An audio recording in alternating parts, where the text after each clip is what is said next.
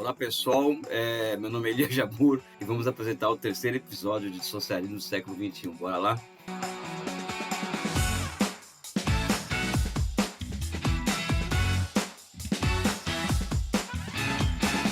Uma questão que eu sempre me levantei, desde quando eu comecei a estudar essas questões que envolvem o socialismo, a China, são algumas palavras de ordem que surgem no nosso movimento, muitas vezes, que são diretamente relacionadas e que as pessoas relacionam muito isso com o socialismo. Aliás, qualquer pesquisa que se faz, por exemplo, justiça, igualdade, enfim, valores muito mais associados, vamos dizer assim, com valores cristãos, basicamente, propriamente dito, do que com valores, não com valores, mas com premissas marxistas de observação, de investigação e observação da realidade. Então, eu quero discutir aqui hoje com vocês rapidinho se socialismo é igualdade, por exemplo. Eu quero trazer essa polêmica para a gente, para abrir os olhos um pouco para uma visão mais científica de socialismo, né?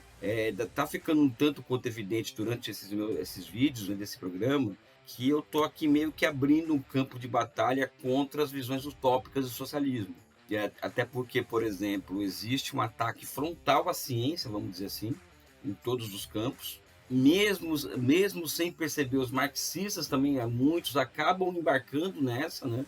Em certa medida, ao embarcar nessa, adota de um discurso, por exemplo, que foi justamente o discurso que faz com que Marx vença a batalha da Primeira Internacional, por exemplo, contra os socialistas utópicos, ou seja, o Marx ele constrói uma ciência que nós costumamos chamar de socialismo científico, que é diferente do socialismo utópico, né? E, infelizmente, muitas vezes o que aparece no debate quando o assunto é socialismo é tudo menos ciência, e sim um amontoado, vamos dizer assim, de palavras de ordem que acaba remetendo a uma sociedade que não é possível existir nesse mundo e que não é uma sociedade que apreende o ponto mais alto daquilo que naquela nega, ou seja, o socialismo, em certa medida, ele busca apreender o ponto mais alto do capitalismo, ou seja, que é o nível mais elevado das forças produtivas, para fins de levar essa abundância geral para a sociedade, ou seja, pegar o ponto mais alto daquilo que ele nega, ou seja, isso seria socialismo no caso, vamos dizer assim. Então, indo à pergunta, no meu doutorado eu falei sobre socialismo, sobre essa questão toda que envolve China, socialismo, eu fiz uma pesquisa relacionando a palavra a palavra igualdade com socialismo e Marx, né? E em nenhum momento é possível observar que Marx relacionava socialismo com igualdade, né? Muito pelo contrário, às vezes que Marx trazia essa discussão, muitas vezes era de forma irônica, por exemplo, e tal, né, para tratar dos socialistas utópicos, né? Mas Engels reconhece, por exemplo, que como palavra de ordem é fundamental, vamos dizer assim, fazer essa relação.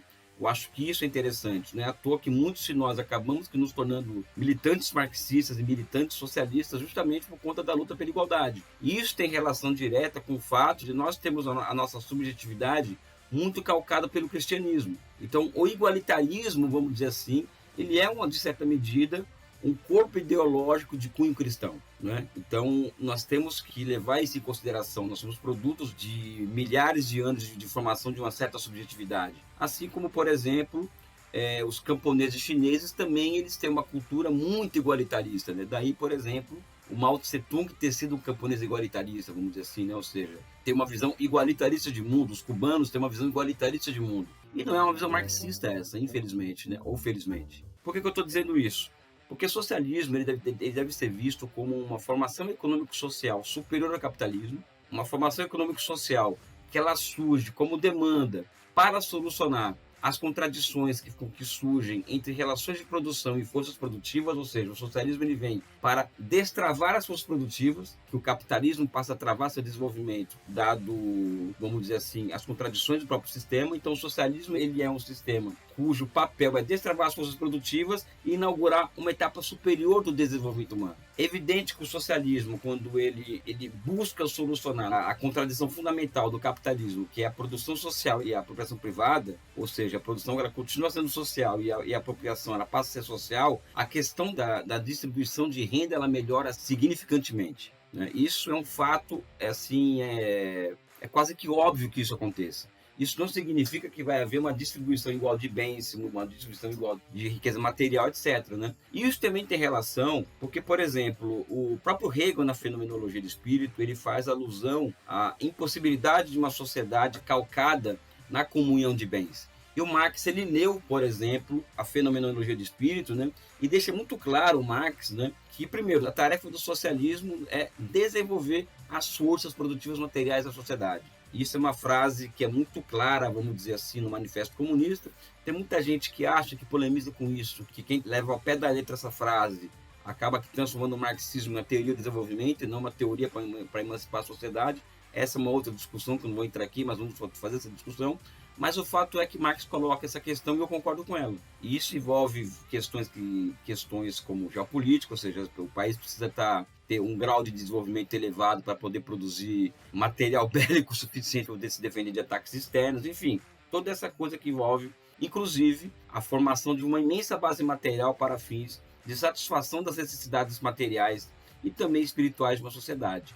O que é evidente no Marx é impossível a distribuição igualitária de bens, é impossível a comunhão de bens, porque os seres humanos são diferentes. E Marx também coloca na crítica ao programa de Gotha que o direito igual, ou seja, aquela questão da igualdade de direitos, ou seja, um novo marco legal baseado na igualdade das pessoas, ele é um direito que engendra ao final o seu contraditório, ou seja, o direito à desigualdade. Por quê? Porque eu sou diferente de você, e você é diferente do outro, e assim sucessivamente. As pessoas têm necessidades diferentes. O que o socialismo busca como alternativa, como forma de superar esse estado de coisas, é a partir justamente do desenvolvimento das forças produtivas. Uma sociedade com abundância material e aonde vai desaparecendo lentamente a apropriação privada do excedente, o que vai acontecer? A abundância material em uma sociedade faz com que fique imperceptível a desigualdade de necessidades entre eu e você, e entre eu e todo mundo, etc, etc. Então, o princípio da igualdade, como um princípio norteador da luta pelo socialismo, em certa medida, na minha opinião, ela deve ser substituída pela noção de uma sociedade de abundância sob o socialismo. Né? Não é à toa que os chineses trabalham com a ideia de prosperidade comum, mas prosperidade comum e não pobreza comum.